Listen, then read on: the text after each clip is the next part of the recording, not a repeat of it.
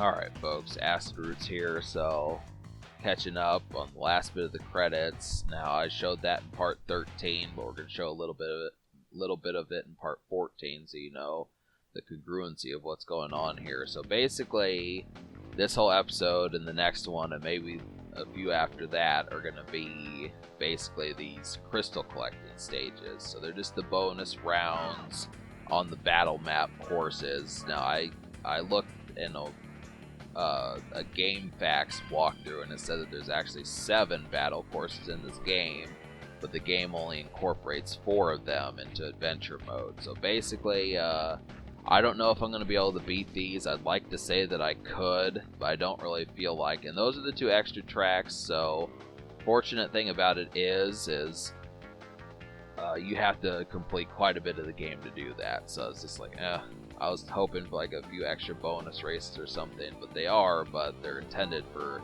completion, wholesome completion. So we're gonna head over to Skull Rock. We're gonna go back to like the Crash Cove areas and see what's afoot with that. So that's the thing about it. I mean, there is plenty more to do in this game, but in terms of like actual new areas and stuff, I tried to show as much of this game as possible within the parameters of the skill that I could do with this game. But that's kind of the thing about it. So, you know, a lot of times there's video games out there that just really want you to go balls to the wall, and if you're not trying to do that, it kind of detracts from it. But that's just kind of the thing. So this is a battle arena, Skull Rock, and collect every crystal in the arena before the time runs out. If you can get them all, you will win a prize. there you have it. The mask had something to say. Again, after, I guess it was assuming that we were going to do this way back at the beginning, but I wanted to save these. I mean, I kind of felt like it's extra. Really, this is the kind of stage that when you play this part with your buddies, I feel like these stages are sometimes more interesting than the actual race courses, just because it's kind of a thrill seeing if you could get these within a minute and 25 seconds. So you don't have much time. That's what you have to understand. It's kind of like a scramble. But the whole thing about it is I mean, this could almost be a game series in itself, just doing this. I'm glad it was just a bonus thing. But, I mean, honestly, this difficulty is just a little bit tougher than it needed to be. I mean, really, I don't see too many people being able to do this unless you're, like, hardcore about it. But, I mean, it really wants you to utilize the jumps, which means you have to hit R1 anytime you're on, like, a incline where you're going to get some air. So just treat it like skateboarding. Anytime you see a jump, hit R1, and there are specific crystals that you will have to do that to get to. So like that one, for example. So but yeah, that's the thing about it. So I would have just assumed, I mean, as much as these are kind of addictive and they provide like an interesting kind of point of view for this, I think I still would have preferred just to battle like 3 other racers here. They really should have taken the initiative and had like you fight the computers, would have been better. So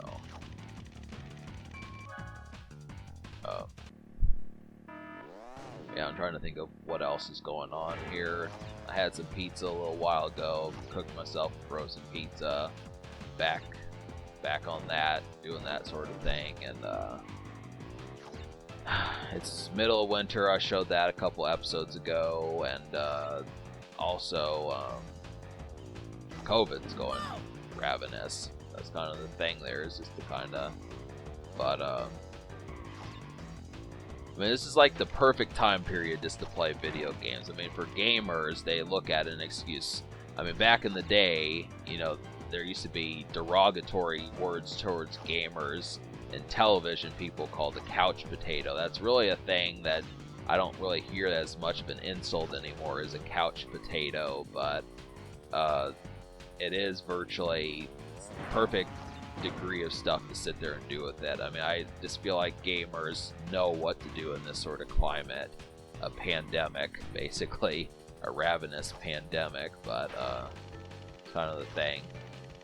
So, well, that was quick.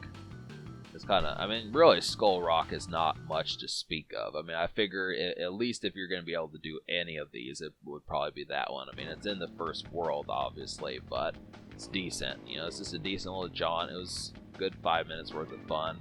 I could have stopped there because I know Worlds 3 and 4 are going to piss me off, but I'm still going to attempt them. But I'm only going to give them, like, an episode or two. I'm not going to just play this for, like, 4 or 5 episodes, so... Like, in part 15 will be the rest of Rampage Ruins, the second Crystal stage, and then after that it's going to be Rocky Road World 3s, and I'm just going to have to say from that point forward, if these, like I was saying, if these give me too much trouble, then I'm just going to have to say fuck it, but... It's not as if that's intentional, but I really, you know, the difficulty for some of these, you could be doing this all day, all week, you know, probably further than that if it really depended upon it, but I would like to hope that these are just balanced, because this really ramped up the difficulty, and that's the thing. It even added TNTs, so you have to be partial about that. I would just say, if you so much as hit those, just restart, because obviously... having to press the R1 button to get those off your head wastes too many seconds, and there's not many people I could say that could pull it off after hitting one of those. I definitely could. So, this is kind of the thing, but, yeah, that's kind of the remark about it. Yeah, I'm just trying to think of otherwise type stuff to really sit there and do, but, yeah, there's 20 of these, and you have 85 seconds, so basically almost every second counts. And they want you to do the jumps, which means you're going to have to get the items. You can't avoid the items like maybe you could in the last race. So, but the only thing you can get is just the boost, so that's the thing. I think in later stages you get the bowling bomb so you can destroy the crates, but yeah. So... But yeah, so there's probably only an episode or 2 left. I'm going to say that probably part 15 will mostly consist of just Rocky Road, and then part 16 will be the Citadel City one, and then that'll be it. That'll conclude it. It'll be 16, maybe 17 parts. Probably not much more than 17. I'd say this is one of the final episodes. I mean, obviously you knew that, but just to kind of get some of this bonus stuff. So, we will conclude Crash Bandicoot, and then we will start up the next PlayStation 1 game. Now, I'm not going to spoil that yet. You'll see to it somewhere in the winter. But also, whole thing about it is I've thought about doing the game Tomb Raider. I'm honestly thinking about it, but I've tried playing that game. I tried playing it back in 2020, and I just really thought the controls were kind of cumbersome, and I mean, it was brilliant for 1996, but it really did not utilize the controls as well as it could. You can't adjust them. That's kind of the thing about it. I don't know if like Tomb Raider 2 got better controls or the third one, but I really feel like the first one are kind of sloppy and loose, and they don't mesh well. But I might still do it, but if I do, I don't have any trajectory of when I would actually complete the game. So, I mean, I do this all the time where I'll start games where I may never actually wind up finishing, but I blame that on a number of things, partially of which because I either lose interest or the game just kind of stops being addictive. I mean, that typically happens. Like, I feel like video games kind of treat things like a press care package or something, where they put all the best parts of the game in the beginning, and by the time you start getting further in, it runs out of steam. And I feel like, you know, in some cases that's okay, but in a lot of cases, like the best of the best games, it has to be basically engaging the whole way through. You can't really have dull moments and patches. It just doesn't work that well.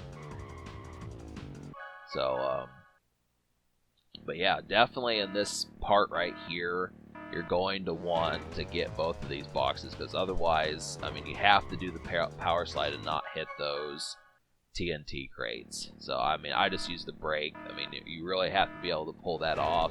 It seems kind of early in the game to expect you to be able to do that, but I was just like, you know, you can still complete this and not get that turn perfectly, so just understand that. But I would prefer, like I said, to not hit the crates, TNT. So, yep. But also something that would help would be a map. I'm not quite sure if I just didn't press the right button to switch it. I don't really care about the speed that I'm getting, but I didn't really feel like trying to figure out what button to press. But maybe I'll try that in Rocky Road, and I'll kind of see if I can get the map, because it's really convoluted to not know where these crystals are. I mean, if there was a map, I would definitely be able to say I could locate them, and I feel like that's probably something the N64 kart racing games would do if there was this sort of thing. They would have it to where you actually know where the fucking things are. But it's kind of the thing, because otherwise it's just a crapshoot. When I finally do get this successfully, the whole thing about it is you basically have to formulate like a road that you take. You have to stick to that road and get all 20 of them within that fell swoop. So you have to keep taking the same path. But the problem with it is it's kind of difficult to remember where all 20 of these things are located. So eventually you're going to have to veer from it. But as long as you can get about 9, 10, or 11 of them in your initial pattern that you do, I'd say the rest of it shouldn't be that difficult. As long as you have like over 40 seconds left or so. So, just tips. I can't guide you, perfectly through how to get this done. This is one of those things. So, I mean, yeah, I'm doing good for right now. Me having 11, I've got 40 seconds left. But I mean, if you don't know where they are, that's gonna really harm the score you might get. So,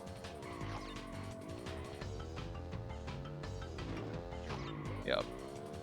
So, yep, this has been a little addictive game right here.